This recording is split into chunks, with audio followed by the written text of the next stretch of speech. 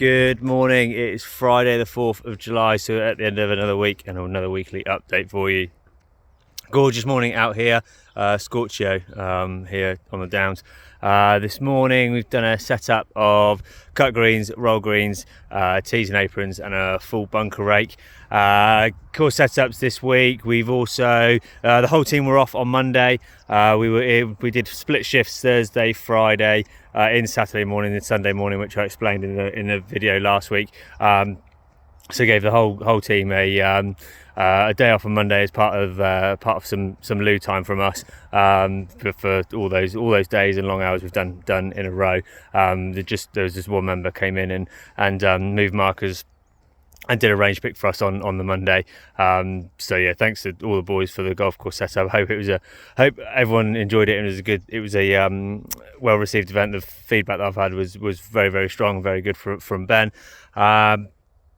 So elsewhere, we've cutting frequencies. We've done tees twice, aprons we've kept up with 3 times, but we've laid off the fairways and the greens rounds this week. So any areas that don't get irrigated, so those 2 areas that get cut down to a low height of 12 mil but don't get irrigated, we've just laid off this week. So they were cut quite intensely leading up to club championship, so we've just laid off those. It's just almost just a bit of a waste of diesel or man hours really, because they're not growing very much. So just give those a rest. We've had a spray this week. We sprayed a wetter on Wednesday, and then that was all watered in. So the greens and aprons had their bi-weekly. Well, sorry, I say bi-weekly. So they had an application of wetting agent. As I said, in a dry period, we will do that bi-weekly, but as I've talked about, we just do it during the dry period. So this is obviously in a dry, warm period. So put the wetting agent out on Wednesday, gave that a direct water in behind, and then watered that in further at night to help retain the moisture. And yeah, as I said, it's a brilliant tool, brilliant product if it's used well. And I just feel that you don't have to put quite as much water on as what you're losing. It helps slow down the ET rates, I suppose, helps hold on and lock into that moisture, so you're not having to put as much water on because it's retaining good moisture. And as I said, it's very beneficial with the hand watering and not washing off. One comment I'll make just on sort of additional things we do in the mornings and course setups really, but mainly focusing on bunkers. We were in yesterday doing a course setup, and it was really Thursday's a day where we don't touch bunkers. The weekly setup of bunkers is on a Monday we'll footprint them. Tuesday we normally have planned to do one of our bunker runs, so that could be a combination of many different things, where it'll be trimming the edges, pulling the weeds out, taking the stones out, or doing sand levels. Generally we can't do that all in one go. That's what I talked about last week at Club Championship, is we did do that we did that across 2 bunker runs last week, but yeah, so normally it's one week and one another. So so that's what we normally do on a Tuesday. Wednesday we'll footprint. Thursday we don't touch the bunkers because we're doing other things which I'll come to. And Friday we do a full rake. Saturday we will only go in them if we have to, if they're really, really destroyed. And then on a Sunday they'll get a base rake as well. And now that is because there's a lot more attention to detail jobs that we go around and do as part of our morning duties. So for example, there's moving the markers, there's emptying bins, there's standing the post and ropes up which fall down, there's trimming the sprinklers, which we do once a week. So we do the sprinklers on a Thursday, and pretty much we trim sprinklers, trim the T plates and trim the distance plates, and that doesn't give us a huge amount of hours to do anything else really. So yeah, so we just have to focus on that because it takes up so many man hours, so we sort of have to leave it. Now, and as I did look round the bunkers, I think there's emptying bins as well. So there's lots of little jobs that need doing, and we'll pick 1 or 2 of them up each day. So whether it's just, as I said, footprinting bunkers or moving the markers and emptying bins and stuff. So yeah, we'll quite often do those on our way round as we are travelling around in the morning doing our cutting duties or rolling or changing holes and things like that. So yeah, it was really, really hard to leave the bunkers yesterday because they were an absolute state. They were awful, but we just sort of didn't have the man hours to do them. We were man short as well with holiday, which always happens. But so all I was going to say to you, I don't know whether it's evening golfers or something like that, so I'm just gonna, if I do reach out to any evening golfers and someone has the approach or attitude of, oh well, I'm sort of pretty much playing last, there'll be no one in behind me, the greenkeepers will be round in the morning, they can smooth it all over. But they were trashed and they weren't raked at all on what would have been Wednesday evening. So if that is you, if that is you and you think, oh okay, that is me, because we can't manage to we can't full rake bunkers every day, so even when we're footprinting, we can't upgrade that to a full rake because there just isn't the number of man hours that we have. So if I am reaching out to you or you see anyone in the evenings and that aren't raking bunkers because they think that the greenkeepers will do it early in the morning and they're playing late at night and the greenkeepers are doing it early in the morning, it's not always the case. There are a lot of extra and additional jobs to do. So yeah, if you are an evening golfer and have that attitude, then please always just rake behind yourselves, because if everyone leaves it the way they found it, then we would have to do even less with bunkers. We would only have to go in there for animals. So if I could just ask that of people, please. Just going to kill a few birds with one stone with a few of the things we've been up to this week in this area. So just by the 10th white tee, and we've started installing some broken tee bins around the golf course using the run over plate bins. The idea of that is that they're less, we don't have to take them on and off every time we cut a tee. So I think they'll be a very good addition. Tees can get quite messy and untidy with a lot of tees on them, and every time we cut tees twice a week, we'll go around and do a whole tee pick on those to get rid of those, because they can damage the units and things like that, and cause them to go off cut quite quickly. So that should be we're pleased about that. It should be a good addition, should keep things tidier, and should keep the machines a bit fresher, and takes a bit of time away from us having to do the tee pick. So please use them. If they're not being used, then we'll fill them back in, because there's no point in having them and still having to do a tee pick. So please use them. I think it'll keep everything a lot tidier and neater. And so we're quite excited for those going in. So we've made a start on them. It's going to be a bit of a job.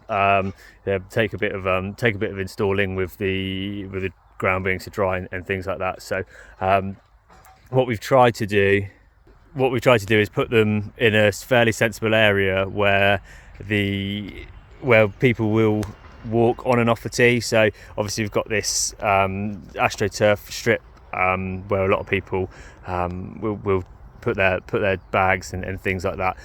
So it's quite they're in very accessible places. So we'll either have them on the walk-off area or have them next to the plate for neatness if that's the best place for them to go. They are going to be installed on, I'm just doing some maths now, they'll be on 13 of the tees. We've just they're just going on the yellows and the whites for the time being, because they're sort of a bit of a introductory trial thing, really, to see how we got on. We bought 25 as an introductory trial to put on of how many we thought we needed. We thought we could get away with just having one. Some of the tees where the yellows and whites are on one tee, we could just put one in there, and then we decided. So we're going to do 13 of the tees like that with the tee bins sunken in the ground, and then we're going to do 5 tees. So we're going to do the par 3 tees and the first tees. We're actually going to make the tee bins that go above the ground just for a bit of aesthetics, and also on the par 3s. It would look nice on the first tee as a first impression, and then also on the par 3s. I know that they get tee pegs get used. Broken tee bags get used quite a bit for to put to tee up on par 3. So and they'll look nice. We're going to use our sort of rustic sleeper theme with those. So we're going to make them out of offcuts of sleepers, and then put some club colours on there, and maybe try and corporate ball marker on there for a logo as well. So they'll look really, really smart. So I'm just going to build a prototype for those first. Just waiting for some materials to get here to do that. So that's the idea behind all that. So yeah, keep tees a bit nicer and neater, and yeah, as I said, we'll do two different methods. One on par threes in the first, where we have one set on the top, and for aesthetics, and then we'll have the run over plates in a run over bins in a prominent location to get used on all the other tees. So also this week we've trimmed back the hedge, which is just by the old putting green, and sort of covers up the fence and the greenkeeper building. I did the part of the brief was we can still see that. I'm happy to see as we cut it, we can still see the green on the top of the greenkeeper top shed, because we will get some more growth out of this. So this has been done and neatened up and tidied up. Also part of the brief as well, we have trimmed it back quite a long way, trimmed it back quite a bit in this corner. The reason for that is just between the dogs there is a sprinkler there, and then there is also a sprinkler there. And during the irrigation audit we did earlier in the year, I just wrote down for those sprinklers to get opened up and then hit that 10th tee, to get some water on that 10th tee. That sounds simple, and I have said to myself, how have I not thought of that in 4 years? But it's not actually that ideal, because those sprinklers are set for the putting green, and you sort of only want them to do the 180. You don't want them to do another 90 degrees on top of that, and because we then have to turn the timings up on all of the sprinklers. All the sprinklers here run at one time. So if it was a valve in head, so each sprinkler is working on its own angle and to its own time, then that wouldn't be a problem at all when you just up the timing of these two sprinklers down here. But we're going to have to up the timing of the whole thing, so almost in a way, like the far side is going to become, those far three sprinklers are going to be putting out more water in one concentrated area than these two. So that's just a bit of irrigation tech and knowledge for you. So you either have valve in head, where you're setting the time for each individual sprinkler, or when it's a valve in line, you all want them doing the same number of angles, so they're all putting out the same amount of water in the same time. So it's not ideal, but it does get some water onto that 10th white tee. So that's why we've trimmed that right back in that corner, so that the water's not just going to be hitting the hedge, and we'll get on that tee. So the autonomous mowers went back last week, so that was during Club Championship week, so I didn't mention it last week. So just to finalise and recap on those this week, the biggest thing to sort in the next stage is how you power those robots. So the way I envisage I think with robots, it's a case of doing it softly, slowly. It's all relatively new technology into golf courses. I think anyone that's got them everywhere, all over the place, has been sold a bit of a dream. I've heard they can be a bit nightmares, like people have had them on tees and they're chewing up tees and tee markers and things like that. So so I think it's softly, slowly with that. So how I envisage that for us is to put three robots in cutting the semi-rough, probably using a solar panel system to charge, and then that buys us time to install power some way throughout the golf course, in which we can put more stations in. I think from what I've seen so far, I think if we were to go fairways and semi-rough, we'd sort of need two of the large Husqvarnas that we trialled, and then three of the smaller ones, which was the Crest ones that we trialled. So two large ones would do the fairways, the two lots of 7 fairways, and and I think 3 would be enough to do all the semi-rough and things like that. So but we'd obviously monitor that as we went, and see how it went. So that's how I envisage us and what would be the next next step for us is to start looking into how we can get them in here. And I think if we want to do that anytime soon, it would have to be using a solar method, and start on the semi rough, and then slowly start introducing more or larger models. I don't think we'll go in with the fairway straight away, because we're quite healthy in terms of we've got 3 fairway mowers, and we only just bought one last year, and the it's just the finish as well. Like those, I think if you were to get robots on fairways, I think you'd need to invest in some rollers to potentially be pull behind on a tractor, so they get rolled. I just think the fairways will need that the compaction of the roll that you get from the cylinder and cutting. So I think that's a nice method to go softly, slowly to start, and not bombard yourself with too much going on and managing too many robots and taking on too much workload at one stage. So I think that's the best method and the way I see us going forward. But that is obviously subject to committee approval. Obviously, we're run by a committee, and so the process would be to put that in as a proposal and come up with the cost savings and how we would use them. And as I said, that would have to go through the committee rather than just happening straight away.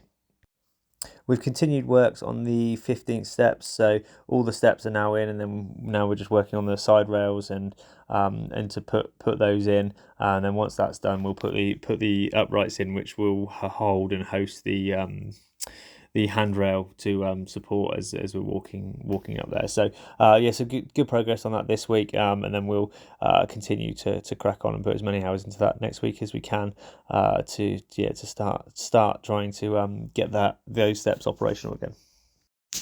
Our irrigation leak has been fixed this week, so you may have seen a contractor on site who's come in and taken all this apart and reinstalled all of these parts to fix the leak. So that's obviously here a good thing. We're not having to turn water on and off all the time and losing pressure in certain areas. So it's good to have all that behind us and fixed and all of our water normal watering procedures back on, so we can sort of leave taps on and I can operate the irrigation system from the office or from home, where we set the watering for each night and not have to worry about turning taps on and off quite close to we've been turning taps on in the evening and then turning it back off in the morning after either automated irrigation or we've gone out and hand watered. So it saves all that kerfuffle. So I was pleased to have that done and behind us. We've been out with the rough rake this week as well, so just identifying some of the thicker areas that we feel is a little bit too juicy, and then just gone in and given those a few rakes to thin those out, and then collected all the piles off those. Had a very dry spring and summer, so the rough is thin and wispy this year compared to some other wet summers, so we're quite pleased with that, and it means that we just have to hotspot the areas that get a bit juicy with the rake and thin those out. So anyway, as I said, anyway that's thick, we've gone in and given some attention to try and maintain that level of thin wispiness that you still find your ball, but is a bit of a hazard. That's all for this week, folks. Thanks for watching. Thanks for listening. Looking into next week on the agenda, we've got Wiltshire Masters Golf Day on Monday, which is a shotgun start. So we'll set a golf course up for that, and then pretty much be off the golf course just doing attention to detail jobs. We're going to take advantage of that. We'll continue on with the 15 steps and potentially putting the tee bins in on the golf course, and then everyone else back in. Probably put a lot of work into the driving range to give that a collector cut, get the balls off the fence. So we'll have the driving range closed in between that shotgun. A email will go out about that on Sunday, and then we'll send a notification on Monday as well. That the driving range will be closed to take advantage of that shotgun, and there's also no lessons on Monday as well. So So we'll just work down at the short game area and yard jobs to sort of be out of the way of them, and it's we've got plenty to do down here. So that'll be the focus on Monday. We've got a couple of green sprays to go out next week. One green spray to go out. That'll be the Primo and biostimulant, and then we've got a tea spray. The teas and greens spray will go out, which is having everything in the Weta and the Primo, and so that's next week, and we look forward to catching up with you at the end of next week.